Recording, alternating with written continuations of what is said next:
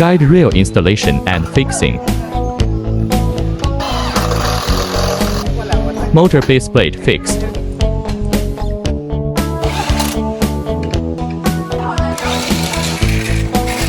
Motor installation. Remove the motor base plate screw. Place the motor. Put in the screws one by one and tighten them.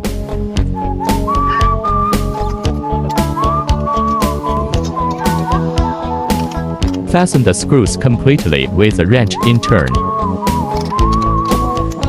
Install the receiver.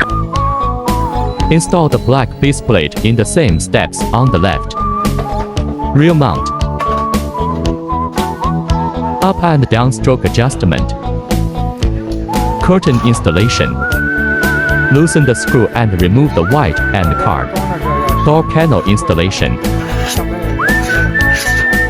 Fix the white and card. Curtain installation.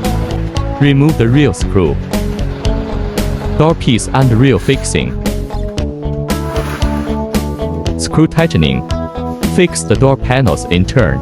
Rolling curtain. Remote control debugging. Adjust the left and right guide rail openings in turn to bend down.